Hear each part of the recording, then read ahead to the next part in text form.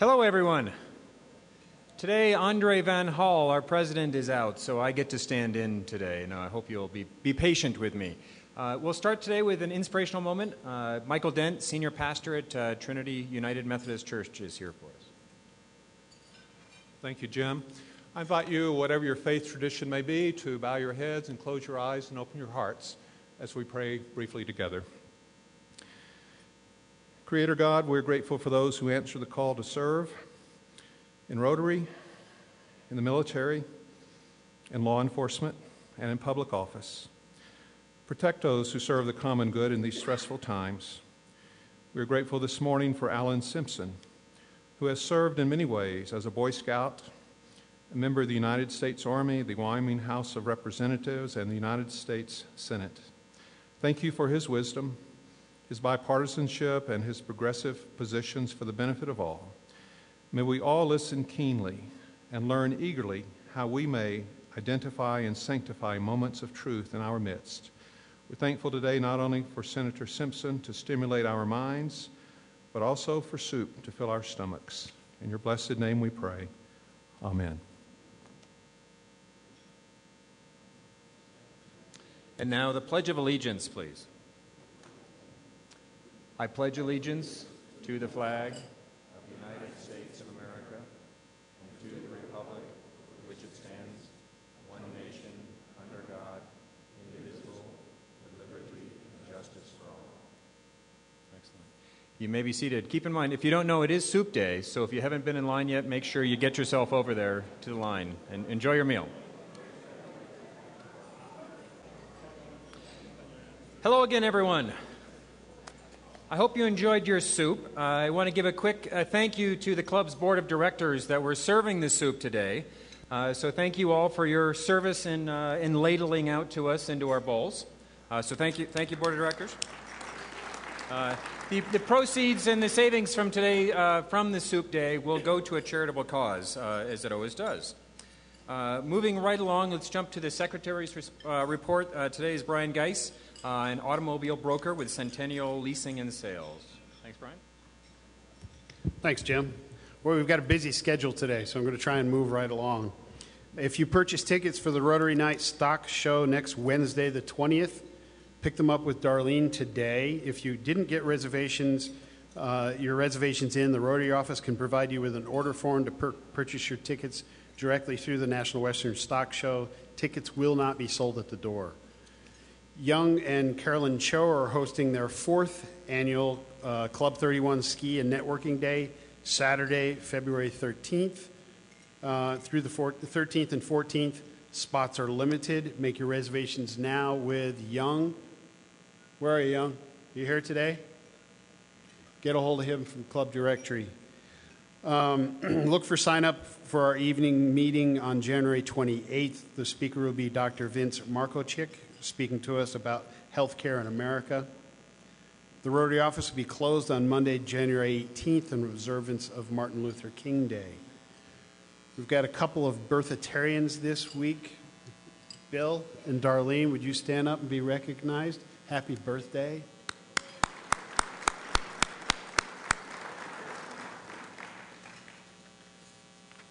We have some special guests with us today. I'd like to please welcome our current district governor, Mary Kay Haas.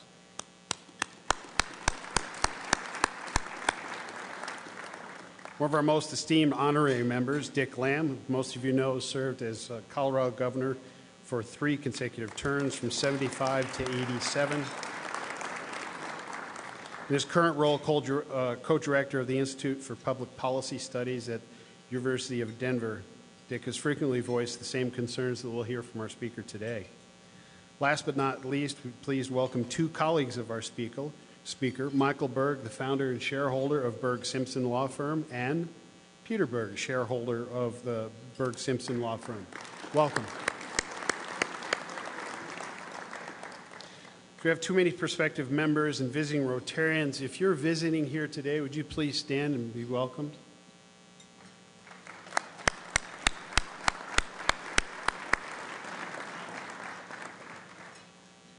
Also today is visiting, and we're going to introduce our speaker will be Hank Brown. Welcome.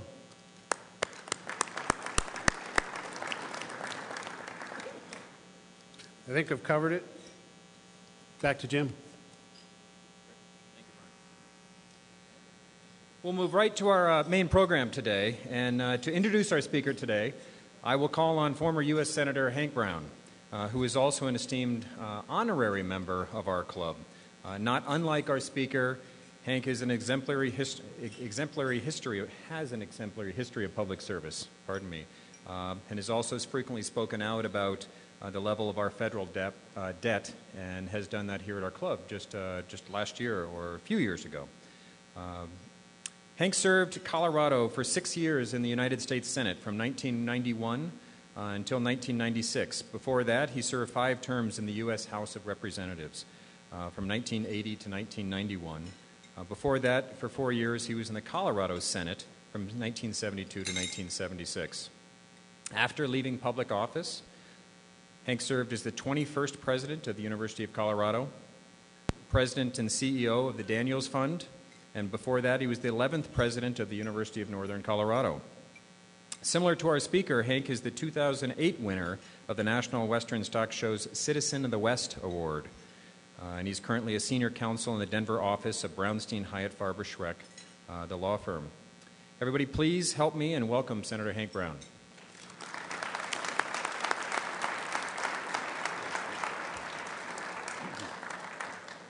What a treat you're in for to listen to Al Simpson.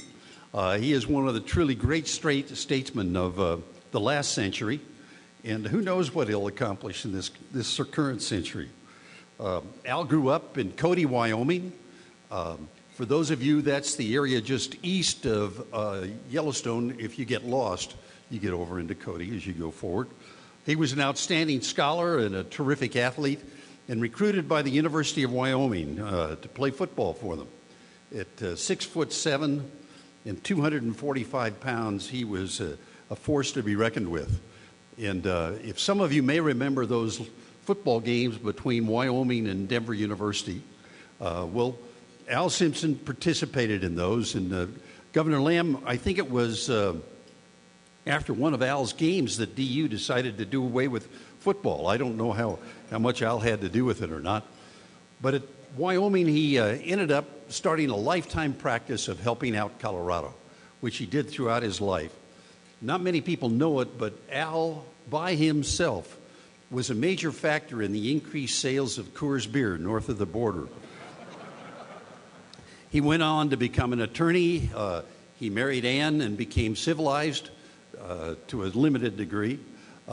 He served our nation in the armed services and in Congress. I had a chance to get to know him a little better in the U.S. Senate. What an extraordinary person he was. He was an individual not just bright and who knew the bills, which put him in the top 10% of the Senate, but he was someone who could work with all people and work out solutions. And time again, it was Al Simpson who put together compromises. He never compromised his principle, but he was able to get people to work together. And it's become a lifetime practice. I'm not going to go into the great things he did because many of you are aware of them, but he truly made a difference. He was the kind of legislator I suspect you would hope all of them were. Someone who had intelligence, commitment, integrity, and ability to get things done. After he left the Senate, he continued to contribute to our country, and I think many of you are aware of his noble work in terms of offering solutions for a balanced budget, returning sanity to some of the trust funds. But a darker event occurred in his life. He went from an honest, upright cowboy in Wyoming to become a professor at Harvard. He was recruited to be the distinguished scholar at the Kennedy School of Business. Some of you may not remember, but before Al went to Harvard, he was 6'7". You'll notice he's about 5 inches shorter than that today, and it must be from that experience at Harvard. All I know is I remember the conflicts he had with his students. So many of the students at Harvard simply didn't understand the West, and it was up to Al to explain the West, not just government to them. He was well known, I think, for the story of explaining to them how cattle were mated. He described that when a rancher takes his bull and mates it with the neighbor's heifers or cows, that they call that servicing the cows. And the students all responded, and they said, well, is that the definition you have in mind when you claim to have represented and served Wyoming in the Senate for 3 terms? Well, you're going to have a special treat today because you'll get a chance to hear from one of the greatest statesmen who've ever served our country. He's one of the only individual in the history of Colorado and Wyoming that rose to the number 2 spot in the U.S. Senate. But he's also a person that I think that has set an example for anyone who ever wants to enter public service. Senator Al Simpson.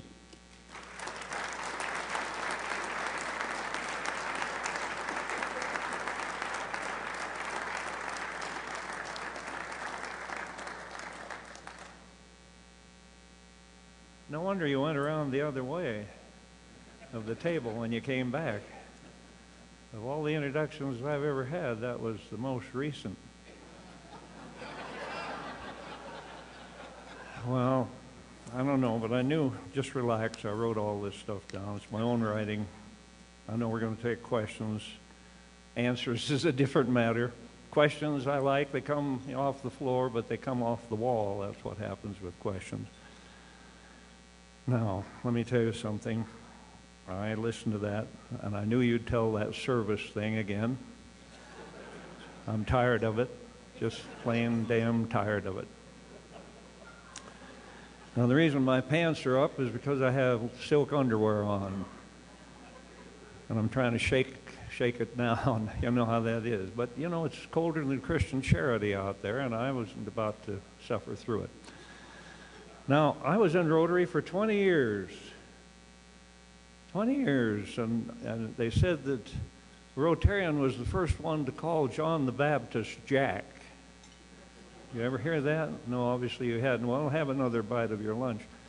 And then 20 years in Rotary, I used to help write the scripts for the show, Rotary show. We put it on at the district conference up there and at the Broadmoor years ago, several times.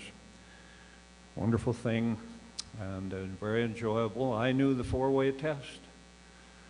I used to give it to the new members. It was a heartwarming thing as I'd step forward and say, is it the truth?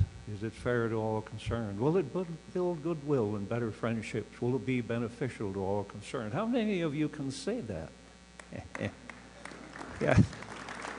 Well, by the way you're clapping, obviously you haven't memorized that, but I had to do it because I was chairman of that particular event, which was quite moving when we took in the new members. Now, what I had in Laramie was a Budweiser tumor. It was well taken care of. I did weigh 240, thought beer was food, and I called it the Budweiser tumor. And no one ever dreamed that it would affect my football, but when we played DU on Thanksgiving Day, let me tell you, those were battles, and they were great games. And then, of course, DU dropped the ball. Now, Dick Lamb is sitting over there. He and I have more fun than you can imagine. We pissed off more people than you can ever imagine. And one time we took on the sanctuary movement. We said sanctuary is not some bum who crept across the border looking for work. Sanctuary means the guns are out. They're after him. The dogs are chasing them. And then this guy's hiding in a basement and using this precious term of sanctuary. Well, they threw us out of several states. We did travel together, irritating people on sanctuary. So that was a lot of fun. And but Hank Brown, a dear friend, we served together in the Senate. We were known as a couple of moderate Republicans, which are about as extinct as Diplodocus now, but we did that.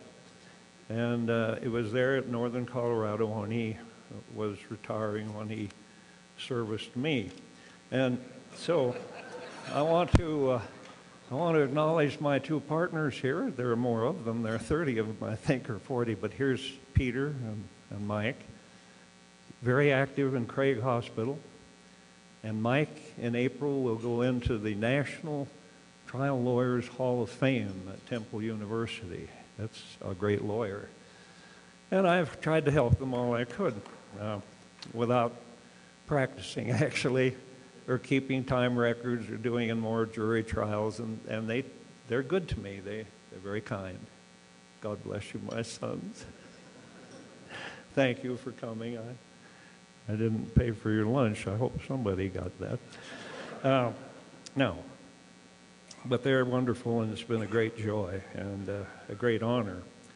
Now, my time is limited, and we're going to take questions. But Hank said, God, don't tell any old jokes. He said, I've heard them all. I said, no, I don't need new jokes. I need new audiences. And that's a very important thing. And so I wanted to, the word of the day is politics. It's a Greek word. It comes from the Greek. A lot of great things come from the Greek, great government. The word politics, poly meaning many, and ticks meaning blood-sucking insects. So people don't like politics. They think it's stupid, sloppy, bizarre, frustrating, maddening, nuts, banal, disgusting. But let me tell you, you can't love democracy and hate politics. Now hear that.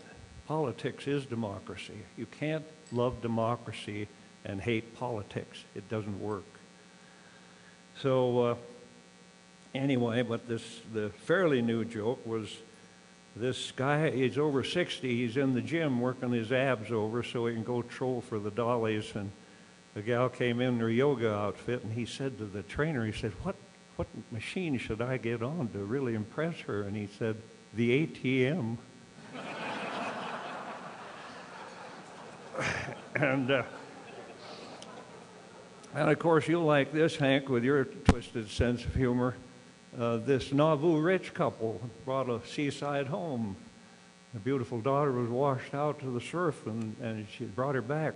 She's a beautiful girl, and the lifeguard went to work, and the mother cried out, give her artificial insemination. And the father hollered, wait, I've got money now, give her the real thing. Think about it when you get home. Now, and then, of course, the two guys sitting in a penitentiary in another state, and one turned to the other and said, the food was better here when you were governor. I didn't tell that to John last night. All right, now that the fun part's over, don't worry, I know what, I'll get my watch out, it'll give you a false sense of confidence. Oh, God, what time is it? I got to get out. No. Okay, we say to people, what would you cut if you were doing this business, which we did?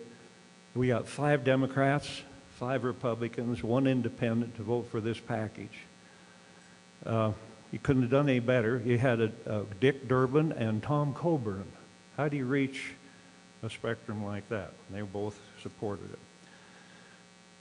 So you say, what would you cut? Well, let's see. We cut Nancy Pelosi's airplane, waste, fraud, and abuse, congressional salaries, foreign aid.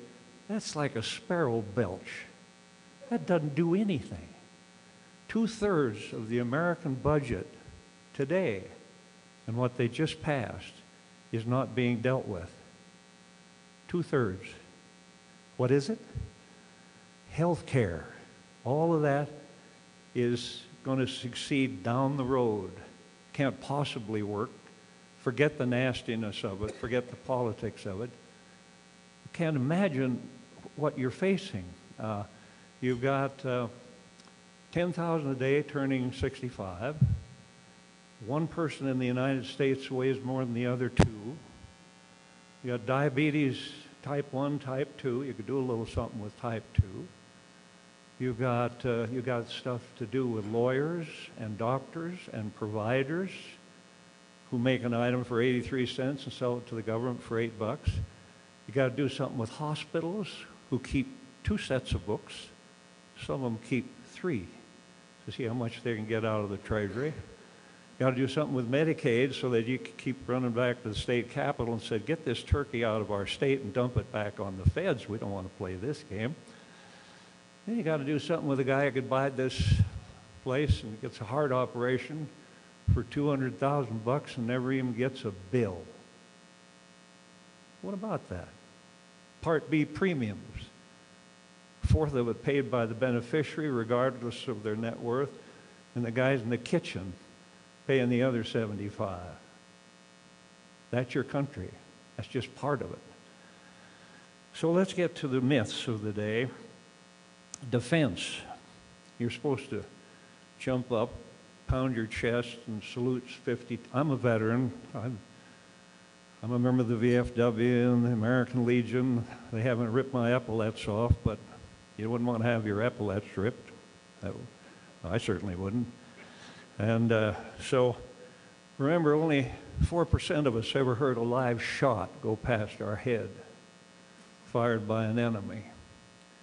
There are guys that have served 6 months and a year, never left Camp Beetle Bailey and don't know a mortar tube from either end, and they're the bitchers. Well, the defense budget is unbelievable. It's 600, 640, whatever it is. And the defense budget of the top other countries in the world combined, including Russia and China, is $540 billion. And we're talking short. So we dug into it. Kent Conrad, great guy we worked with, Democrat, he said to the defense guys, how many contractors do you have? Well, he said it's quite a figure, but we said, could you share it with us? Yes, it's between 1 million and 10 million contractors. So when you see a guy and he says, what do you do? He said, I'm a contractor with the Defense Department. Nothing wrong with that if you've been in the military and you go back in, but when you have a flag officer retired who's knocking down $500 an hour with cronyism, you're not doing very well with your money. So then we said, well, you still have Department of Defense schools in America. Do you know that there are 64 Department of Defense schools in America? They're all right next to a public school. They're overseas, they should be, and my wife was a sub when we were at Fort Benning, teacher. And they educate less than 20,000 students at a cost of $51 billion because they all have a superintendent and principals and teachers. Anybody going to cut back on that? You ever heard it? No, you never will. You could. Here's one for you. Don't throw anything. Keep your dinner rolls. If I'd stayed in the reserves another few years, I'd have been a military retiree. There are only 2.2 million of them. That's a very small cohort of people. They have their own health care plan. It's called TRICARE. The premium is $540 a year. They raised the copay from $3 to $6 the last time. And 85% of the care goes to their dependents. And it costs $53 billion a year. They got commissaries still out there in the land, which were a recruiting device, except they're used by the retirees, where you can buy your booze for less and your lettuce for less. And there are those things, and they're telling us we can't fuel the Harry Truman in the Gulf or give a hot breakfast in Afghanistan. And ladies and gentlemen, there's a great Western word for that, and I won't use it. This is madness. And you can't mention it, because then you're an unpatriotic slob. That's what you are. I hate, by God, what kind of a veteran are you? Well, enough of that. I knew that you wouldn't throw anything right then, but now we move on. I want you to hear this one because the nastiest letters I get, and some of my emails are actually quite disturbing, and the people who are sending them are disturbed. And it's about Social Security. Simpson, you're trying to get my Social Security, you rotten son of a bitch. Yeah, we're going to get you. I said, well, I'm not in there anymore. But so, Social Security, if you read the trustees report, it says, and these are 5 Dems and 5 Republicans, people you'd know, great American. They say that Social Security in the year 2034 will pay out 23% less. And everybody knows this. Social Security right now is $900 billion in negative cash flow. Started in 2010 while we were doing our work, was the first time the money coming in from the guys in the kitchen was going out to the guys regardless of their net worth or their income. When I was at the university and thought beer was food, there were 16 people paying into Social Security and 1 taking out. Today there are 3 people paying in and 1 taking out. How long do you think that'll last? Disability insurance will either be corrected this year or go broke. Doesn't mean it quits. It just won't pay out what it was supposed to because it's been severely abused. So those are nice little things to bring up, cheerful things at lunch, but true. And when Erskine and I would go around the country and tell these things, people would run right back to their office or to the newspaper and say, are these guys crazy? Where the hell are they getting these figures? Well, we didn't get them from the right or the left. We got them from the source, the trustees of the system of Social Security and Medicare. They have trustees, and they're telling us these things.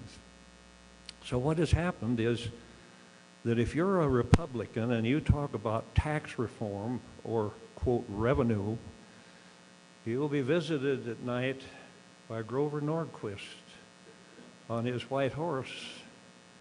Which end of the horse would be difficult to discern, but then the common good would come and visit your home and say, I think you better realize we have a primary opponent for you, Buster. You keep talking like that. And if you're a Democrat, start talking about entitlement reform, solvency of these great systems. You're going to be visited by the AFL-CIO and the unions and the AARP. They will visit your home and say, I think you need to think again before we put a primary opponent in against you. And so your country is stuck, because all you have to do as a legislator is stick with your base, and then to hell with anything else. As long as you do that, you can go back. And they all have a penchant for re-election. They become panders instead of patriots. And Erskine and I saw that, and the group saw that. Well, let me tell you a final one, and then you can fire away. Here's one. Next time you hear the one from the guy, Sampson, how about them 47% of those people ain't paying no tax at all? By God, that really rankles me up. I say, well, it should. You should stay rankled, and you should have gas, ulcers, and heartburn in the process. But let me tell you something. In the tax code, when we dug into the tax code, we found over 180 tax expenditures. You don't know what those are, but you know the names of them. Home mortgage interest deduction, Blue Cross, Blue Shield, parking for employees, charitable contributions, tax, municipal tax. The cost of those when we did our work was $1.1 trillion a year, which was exactly how much income came in from personal income taxes that year of 2010. Exactly $1.1 trillion down the rat hole. So then we looked into it even further. We said, okay, we won't get rid of the home mortgage interest deduction, but $1 million and, fiddling around with your second home, we think you can get along without that. So we'll give a 12.5, make it 500,000, and then do a 12.5%, refundable tax credit, which would help the little guy. Oh, well, yeah, we help the little guy. We talk about the little guy day and night. Well, so here's the figure for you. Now get your dinner roll. Only 20% of the American people use 80% of the stuff in the tax code, which means that 80% of our fellow citizens don't even know what's in the tax code. 75% of the American people don't itemize. don't care. And there we are. And who are the 20% of the American people who use 80% of the goodies in the code? Every one of us should get our hand in the air right now. Now, that is not good stuff to share, but it's real. And the people can handle truth. If there's any group that handle truth, it's the four-way test. Is it the truth? Well, what I'm telling you is absolutely the truth. I've said it with a little humor just to protect myself. I've been on the witness protection program. But you can't believe the savagery of people over 60 who write to me and email the foulest. I mean, they have invented Anglo-Saxon words that will outdo any that I knew, and I know more than George Carlin. So they don't like it. They're furious. And I just say, well, we have a solution for you. Well, what is it? I said, give the lowest 20% 125% of poverty. That's costs. You should pay it. Give the older old from 80 to 85 1% more. From 80 to 85, you get an extra percent. Change the bend points. That's inside baseball, but it makes it more progressive.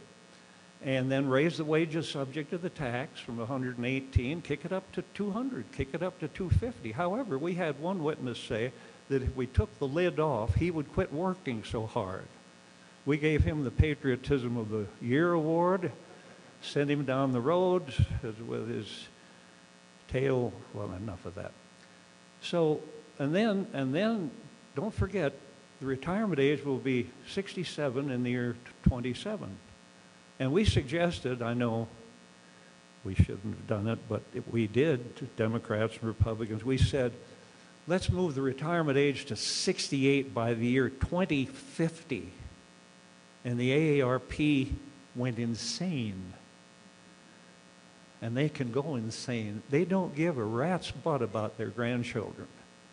If you're a member of the AARP, you ought to look at it real close, because they don't care about their children or their grandchildren. Their degree of selfishness is appalling. We couldn't even, and the president was helping us, to change the CPI to a thing called the chained CPI, and we couldn't get it done. The president had to back away. Hell, everybody backed away. It's a more realistic gauge of inflation, which would fit today. And so here we are. And this is it. People, I wouldn't leave you without saying, what the hell are you going to do with it? Dick Durbin kept asking, where's the tipping point? The tipping point is here when you figure that of these 20 trillion bucks that we will own at the end of this decade, 20 trillion bucks, and nobody knows what a trillion bucks is, but if you want to figure it, I think it was 13.5 billion years ago was the spinning off of the planets. That ain't even close to a trillion, and we owe 20 of those babies. So you sit here and you sat in our meetings and say, where's the tipping point? And the tipping point is half of that's owned privately and half of it's public, and half of the public is China. People say, well, get rid of, just don't forget the debt. Nobody cares. I said, the creditors care, and everybody in this room should care. Your money's involved in that stuff. The deficit is going down, and so people are asleep. I don't care if the deficit goes to zero, the debt is on automatic pilot. If you can't make that distinction, you know, you're not a citizen. So, when that happens, the tipping point, the people who loaned us the money will say, we love you, you have a dysfunctional government, and you're addicted to debt, and we want a little more money for our money. And at that point, inflation will kick up, and interest right now is $250 billion a year, and by the changes they made in this budget, it will be $600 billion a year, which is money down the rat hole and going to countries to use for their infrastructure, their education, their things that we talk about every day. So people say, what the hell do we do? And I'll tell you, Ann and I finally figured it out. The Tea Party took over everything in Park County, and they're good people. but they have some of the goofiest ideas, like get rid of the 16th Amendment. I said, well, what do you replace it with? Well, I don't know. We'll figure it out. It's the income tax. And maybe the value tax, value added would be good stuff. But so, and then, of course, social issues, you don't want to talk to them about that. We don't, and I won't bring it up, but I've been called a rhino and worse, and Hank has been one of those, a rhino. It's a sad thing to think. Oh, wait, where were we? So, we then got a group together and put together a slate of precinct committee men and women all over the Park County, and we all ran and beat them. And Ann and I now have started where we started in 1958. We're precinct committee men and women of 25-1 in Park County. So if you want to know what to do, get off your butt and get cracking. Instead of bitching and howling, get in the game, because you're going to take part or get taken apart. This is big time. And these special interest groups on both sides are punishing Democrats and Republicans with great ideas. And so the next time you're a congressman and you're there, I hope you're there, he gets up and says, I know the problem, it's dead serious, but we can do it without cutting precious Medicare, precious Medicaid, precious Social Security, and precious defense. And then you get up in the back and say, you are giving a terminological inexactitude, you lying son of a bitch. Now, if you don't want to do that, you don't have to do that. But let me tell you, get in the game. Rotarians always were in the game. I've never been prouder of any group than I loved it. But I could go on, and you're thinking, my God, he is going to do it. And I'll be glad to take questions from the floor. They'll come off the wall if you want to.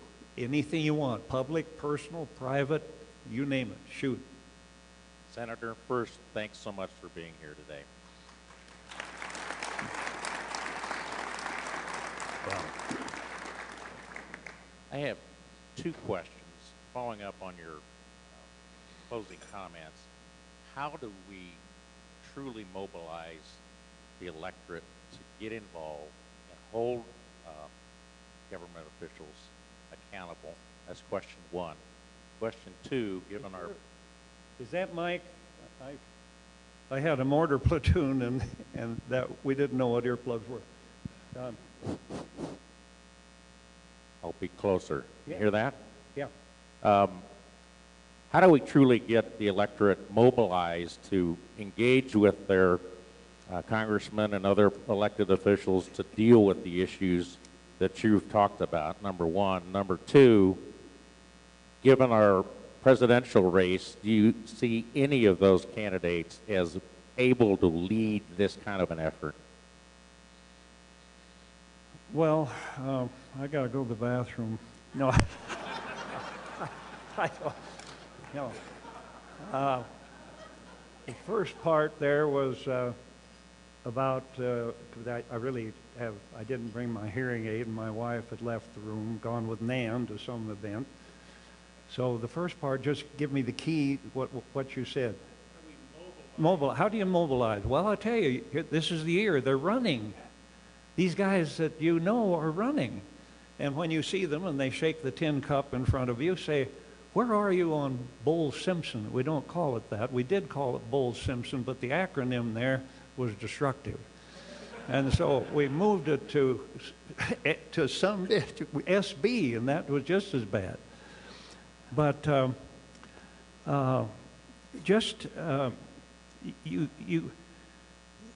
people have to get involved. They have to study. They have to learn, and they have to turn off their television. You're going to tune in only the things that reinforce you. If you want to know how to get off this addiction, then if you're an MSNBC guy, then you're certainly not watching Fox. And if you're a Fox guy, you certainly aren't watching. And don't forget, these people who are juicing you all up, from Rush Limbaugh to the gal Maddow or whatever, they couldn't administer their way out of a paper sack. They're entertainers. They make money off of you by getting you all juiced up. That's their sole function. They have nothing good. They're not interested in clarity. They're interested in conflict, confusion, and complexity. And the people are just almost deadened by it all. It's a sad case. They'll come up to Erskine and I and say, good work, we love what you did. But then they'll also say, except for that one part, which is their part.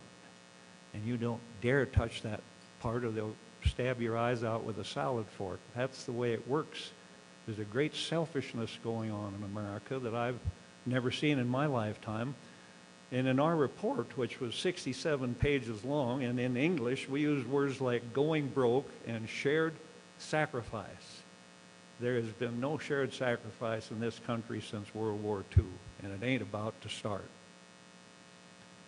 Didn't answer your question, but I got a lot off my chest in that brief interlude. But, the election, here's going to get another debate, I guess. They've cut a couple of people out already. I don't know, to me, nobody has asked them yet what our commission said. Will some moderator say, what are you going to do about the national debt? And you'll see a tap dance that you've never seen before. It's almost ritualistic. If you ever saw that old play, Best Little Whorehouse in Texas, you remember that politician that just did that tap dance and all through the play? Marvelous thing. I don't know many have seen that. The name itself would have drawn people to it. Anyway, they're not answering the questions, but they're sure passionate about their country and the little guy. Well, I tell you, ladies and gentlemen, the little guy, when the interest rates go up and inflation hits, the little guy will be punished. The money guys, and Erskine taught me this, Erskine is a wonderful man. He sold his first business for $300 million when he was about 30. And he said, Al, the money guys will always take care of themselves. You don't have to worry about that. They don't worry about it. They will. But the little guy that everybody talks about is going to get a real jerking around. And that's your country. And there's things to do about it. Get involved. And when they're asking you for money, just say, where are you on that plan?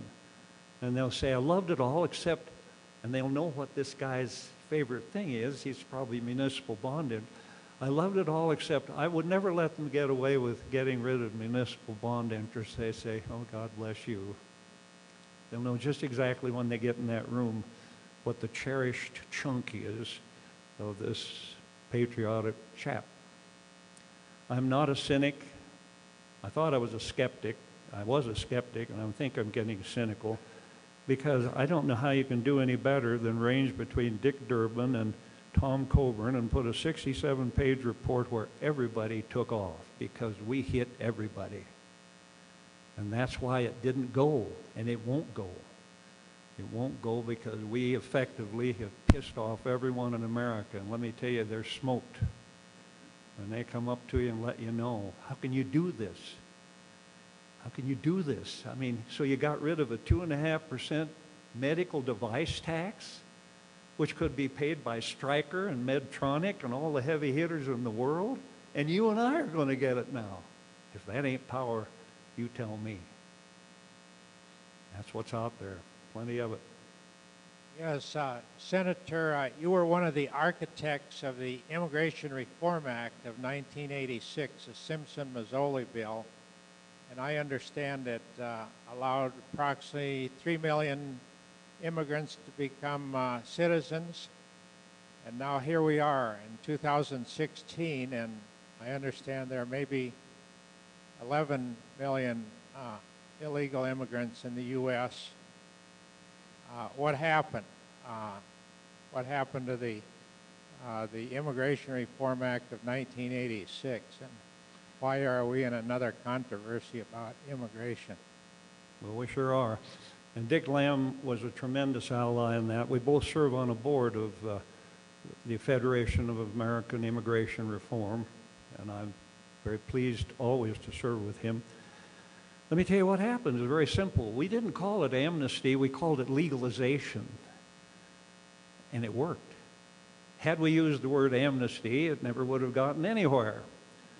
Vietnam War was close to that point, so that wasn't. So we changed the word to legalization, and we said, look, if you're in the United States prior to this date, we'll put you on a path toward legalization, and we'll put you on a path. We didn't talk about paying debt or anything else. We just said we'll make you in a temporary position. They'll know where you are, because let me tell you, if you're part of a country with 11 or 12 million illegal undocumented people, you shouldn't feel too good, because they're exploited totally. And they pick them up at the 7-Eleven and take them to the nicest spots in town and give them $3 at the end of the day and send them back down the road. Or they're working in the kitchen for $50 a month and every fourth Thursday off. I've been in places like that where they spill Chardonnay on your shoes and say, why would your bill affect Sylvia out here in the kitchen? I said, oh, well, she looks happy. Looks like a pack horse. Anyway, so where the hell was I? Yes. So we put in the bill very carefully. Ted Kennedy and I were in it. There were Republicans and Democrats all over. It was a good bipartisan bill. Passed the Senate by, I think, 67 to 20-something. Got to the House, had trouble over there, because we had a provision in there that we had to have a more secure identifier. We didn't say what it was. We were thinking a slide card, like at Macy's or the old Daniels and Fishers, or we were thinking a card maybe with the maiden name of the person's mother, something you couldn't counterfeit. And guess what happened? The AARP and the ACLU and Grover Norquist, the right and the left, said, don't you see what this bill is? It's a national ID card. And then a congressman from Los Angeles said, get ready, we'll be having tattoos like Nazi Germany. So you can imagine with that atmosphere what happened in the House. The very last night was the tattoo speech by Roybal, Ed Roybal. And they took it out. They took out all the language about a more secure identifier, which was the guts of the whole bill. So the bill was signed by the president, went into non-effect because you couldn't have a more secure identifier. So the employer's thinking, I'm not the cop of the world. You know, I can't tell these damn green cards.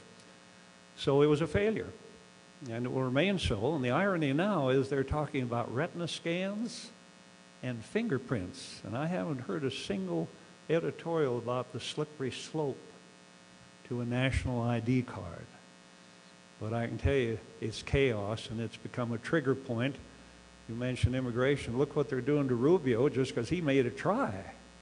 He made a try at it. And boy, once he got into it, they began to rip his shorts off. And you have a real problem. Today it's about amnesty and taking care of these slobs who killing people, and they are. And the sanctuary movement is a total joke. It's a mess.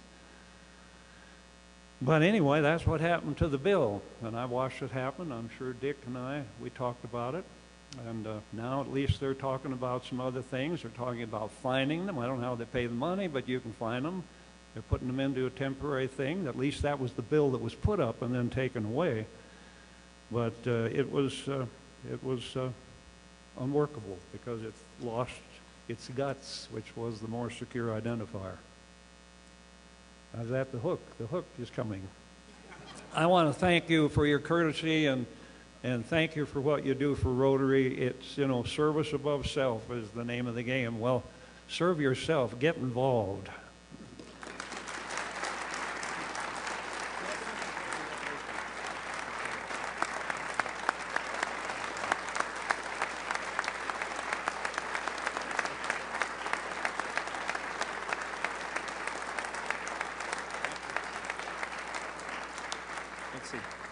Senator Simpson, in appreciation of your spending time with us today, our Rotary Club has made a donation to End Polio Now.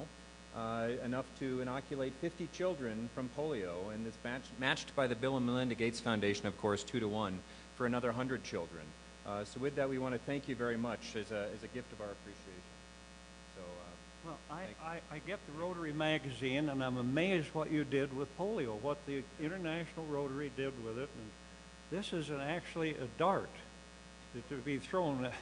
No, it looks like a dart. No, it's a lapel pin. a lapel pin. It's a flower. I thought it was a poison dart.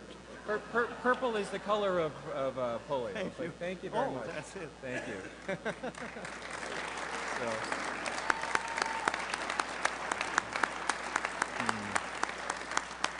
You know, Senator Simpson, it's wonderful to hear your background in Rotary as well, and for all of us and the commitment that we've each made to Rotary, and hearing that for 20 years you were in Rotary and still today you can recite the four-way test and service above self as being a motto for you.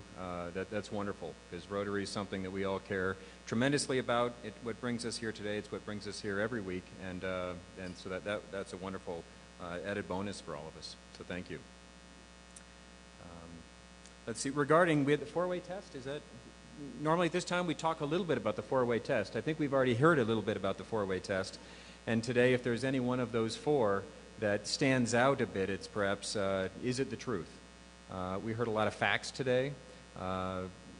It's up to each one of us to interpret those facts, but truly understand there's really a truth to understanding what's going on in our country and deciding what we're going to do about it and how to get motivated and involved. Next week, Thursday, we're back to Thursday instead of Tuesday like today. We're back here at the DAC at the regular time. Our topic will be the overview of Japan and United States relations, crucial allies in today's world. The speaker will be General Makoto Ito, Consul General of Japan. So that should be a very interesting program to talk more about what's going on with politics in today's world. Thank you all. We have a number of wonderful guests today: Senator Brown, Senator Simpson, Governor Lamb, District Governor Mary Kay. Thank you very much for being here. It's been great.